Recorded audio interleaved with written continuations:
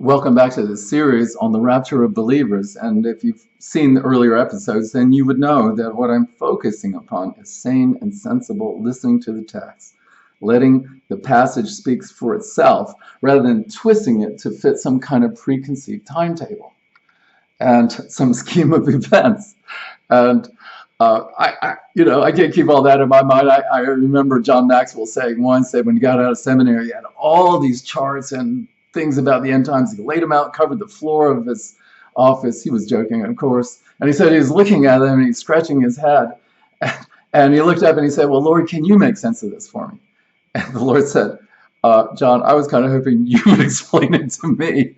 I think a lot of our theories are just going to fall by the wayside, but the words of Jesus will stand."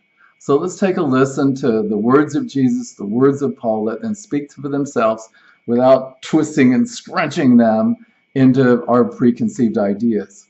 And this word is a brief one. It's he who endures through to the end. Now that kind of tells you something right there, doesn't it? And it comes to us from Matthew 24, his great sermon about the end of times. And so it's right in the context of that.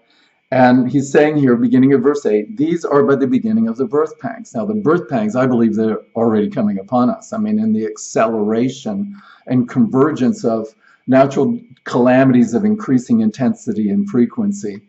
I'll have a teaching on that and also teachings on unprecedented signs of the Lord's return. You can't say that this isn't the time based upon these signs. And nobody before our generation had any right to say they were living in the time when the Lord might return, because none of these signs were in place. Now they're all falling into place.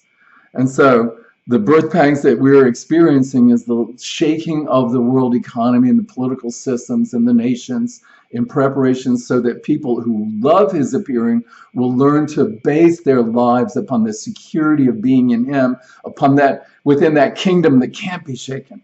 All right, so all these are but the beginning of birth pangs. That's what he says, Matthew 24, verse 8. Then they will deliver you up to tribulation and put you to death, and you will be hated by all nations for my name's sake. Now, what is he talking about? Clearly, he's talking about once the birth pangs are beginning, then there's going to be a movement and a turning away from Christians and away from Jews. Those of us, people of that book, the Bible, will be hated by many. There will be massive persecution and even intense martyrdom. So naturally, people would like to escape going through a time like that. I certainly would like to too, but I would rather be found faithful and walk through in as trusting a way as I can, whatever the Lord might ask me to go through. All right, and so here we have it. And then many will fall away and betray one another and hate one another. Wow, I think that's a warning to Christians, that many will fall away from the faith. They'll fall into fear. They'll fall into betraying one another. They won't expect times like this to come upon them, and they will be unprepared to go through them. And many false prophets will arise and lead many astray.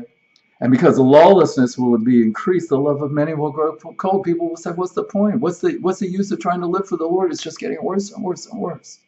And so we have to find the way to keep our heart on fire for God and live for him, even if it seems like very few others are doing it. And now he says, but the one who endures through to the end will be saved. Highlight that. But the one who endures, you can't be an endurer unless you've got something that you don't want to go through, that you have to go through to endure.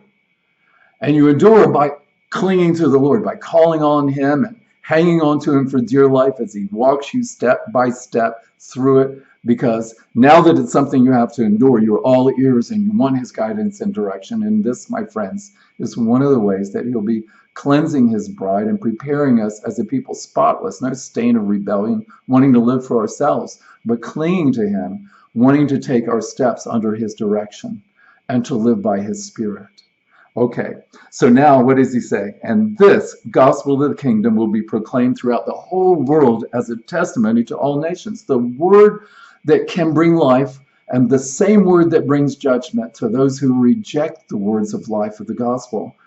That has to go out to all the worlds. God is just and he's faithful and he wants all people to be saved. So that word has to go out to all the world. It will go out because missionaries are right now, as I speak right now, seeking out those people groups that don't have a Bible. They're working on the Bible translations. You can support these ministries if you like, and they have a timetable that the Lord might shorten or He might extend, but they can imagine within, let's say, 10 or 20 years, every people group on earth will have the Bible in their language, and probably that means every people group on earth will have had missionaries coming into their culture.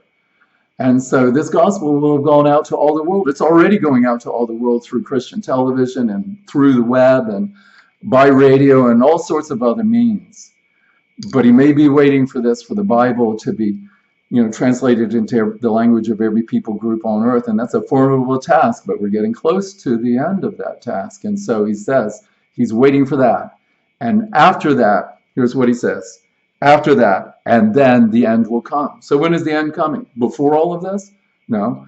After the tribulation of those days, after the birth pangs, after the tribulation and the martyrdom and the persecution, after the gospel goes out to all the world in the midst of that time, because He's keeping His faithful remnant down here, let's say, to purify us so that we learn to live for Him and not for ourselves, and to cling to Him in faith and faithfulness. And so He wants a bride that's spotless, but He also wants a bride that's giving a magnificent witness in the hopes that some will take that witness in and be saved. I imagine for every martyr, there's somebody that finally got the witness and was saved for all eternity because some precious soul was willing to give their life for Christ. In fact, the book of Revelation says it is so, that they kept the word of this testimony and they counted their lives laid down before God. That's I'm going to have to get that passage out for you in a little bit and get on with that. But it was the word of their testimony that defeated the dragon, and that they loved not their own lives even to death. There you go. And that's the martyrs. And so who are the ones that get saved? The ones, according to Jesus, who endure through to the end. Not to some fancy beginning, but through to the end. And so for us to be prepared, we need to be mentally ready to go through those times, but we also need to be getting our life in order so that we're actually living for the King who's coming, rather than chasing the world and its pleasures, rather than living for ourselves, finding His purpose for us and walking in His ways. That is the best preparation for going through anything. And it's a wonderful way to live each day as it comes. My friends, I hope to see you on the other side when all's been said and done and we've passed through the times. Come up and say hello once we've met the Lord in the air. God bless.